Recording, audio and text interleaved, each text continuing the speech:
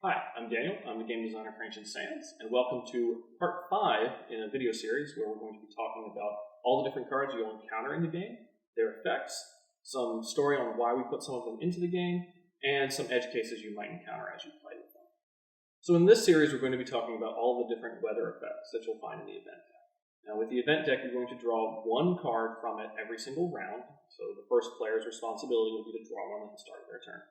And these cards will typically have single effects that will affect for the entire round. Weather cards are different in that they have their effects last until another weather card comes out to replace them. And I figured we'd start here because the first event card you always draw is a Clear Day. Now a Clear Day is a very wonderful weather card to have, and it gives all players +1 dig power. Now this affects the players, not the workers, so this doesn't make a thief worth 2. A thief is still worth 1, but if you have a thief in play, your total value will be 2, assuming you have no other worker cards. This is great up front because this means the 5 power worker cards can dig a tier 1 treasure on their own. So this, as the first event, speeds up the game a little bit early on, has people make a few more meaningful choices, and it's just a nice way to start things off before we get into all the terrible things that are in the event deck. So speaking of terrible things, let's talk about the heat wave. When the heat wave comes out, as long as it's in play, worker play effects do not trigger. So when you play a worker, all you're going to get from it is its dig value. None of the effects on it will trigger when you play it. Its discard effects are still valid though, so if you discard a worker, it will still have whatever the text says happen. Horrible card to come out. Everyone will be crying.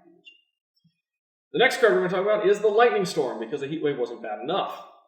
While the Lightning Storm is in play, your dig power costs are doubled. So this means for your tier 1 cards, they're going to go from a 6 to a 12. Your tier 2 cards are going to cost 20 dig power to get out. And your tier 3 cards are going to cost a whopping 30. And if that wasn't bad enough, the card costs also go up by 1. So it takes 3 workers to dig a tier 1, 4 to dig a tier 2, and 5 to dig a tier 3. Unless you have some of the treasures that reduce these numbers, most people are going to stop digging once this card comes into play.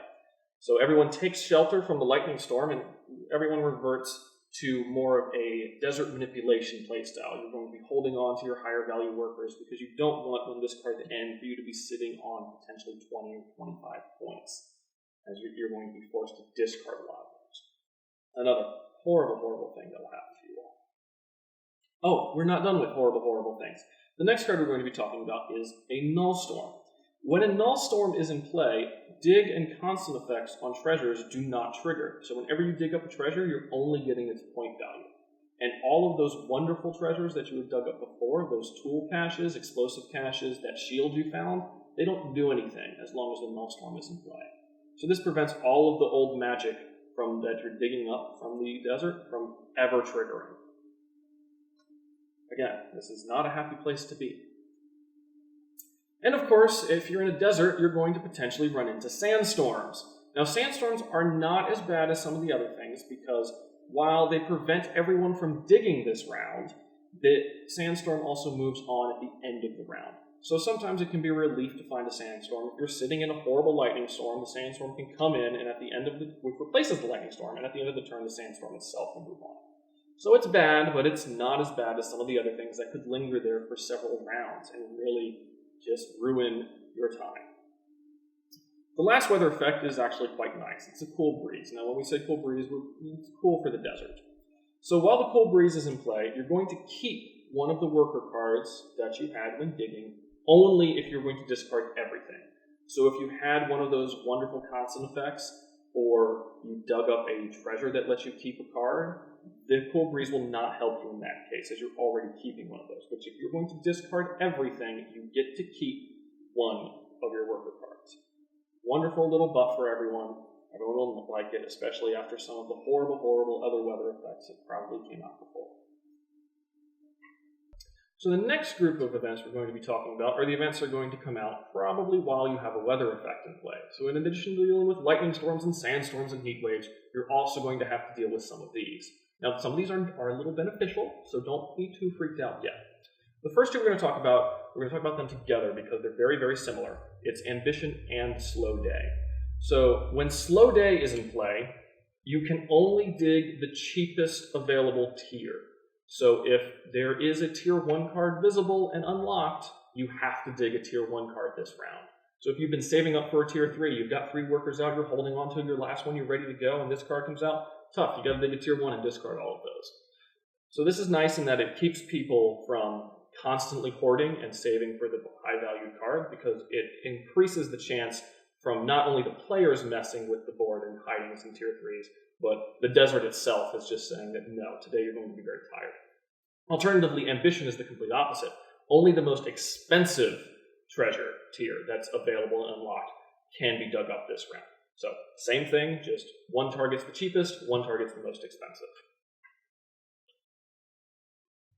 The next card I'm talking about is Unexpected Discovery. So with all of the weather cards typically being very detrimental, we needed some events that would help you to keep the game around that 20 to 30 minute mark. And Unexpected Discovery is a great one for that, and it's also a lot of fun when it comes out.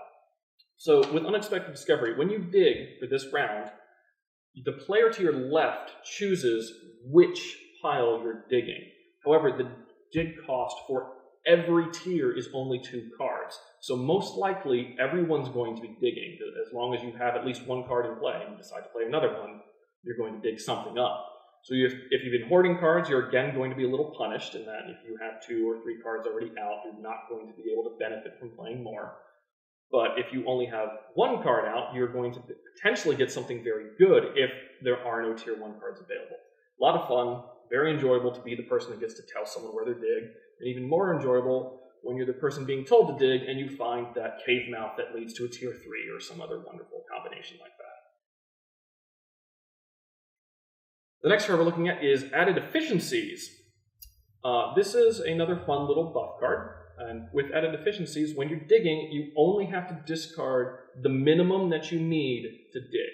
So, if I went and dug up a tier 1 card, let's say I had all of this out in front of me by some amazing coincidence happening, I only have to discard the rogue, because the tier 1 card only requires a dig power of 6.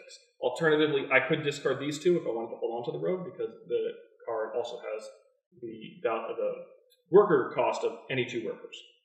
So this lets you, if you've been saving up for something and you draw a very high value card, you could quickly use it to dig something smaller. Great card to find. It helps everyone just make a little bit of progress immediately. So the next card we're looking at is High Morale. This is everyone's favorite card because it causes all workers to have double dig power this round. So your thief is doubled to a massive 2. Your engineer is doubled to an enormous 16. This makes everyone very happy and typically able to dig up a tier 3 treasure as long as they have at least 1 or 2 workers in play. Great card for speeding up the game and just giving everyone a good time. And the last card is easily my favorite card in the event deck. It's called Approaching Disaster. Now when you draw Approaching Disaster, nothing happens. However, there are 2 Approaching Disaster cards in the game. When the second one is drawn, the game immediately ends. You decide a winner as normal, so it's whoever has the most points at that moment, and if in the case of a tie, then it's whoever has the most treasure cards dug up. The Approaching Disaster card is wonderful when it comes out, as everyone is suddenly forced with this very interesting choice of, do I keep playing the long game and try to get up to that 10 points, or do I think that the Approaching Disaster might be the next card, and I need to grab things as quickly as possible to make sure that I just have more than anyone else at any given moment. Wonderful card to have, changes the dynamic of the game, and it's just a lot of fun. So that's it. That is the entire series of cards that you'll find in Ancient Sands. If you've been with us through the entire video series, thank you for watching. I hope you found these to be informative, and if you have any questions, leave us a comment, send us an email. We'll answer them as best we can. Thank you.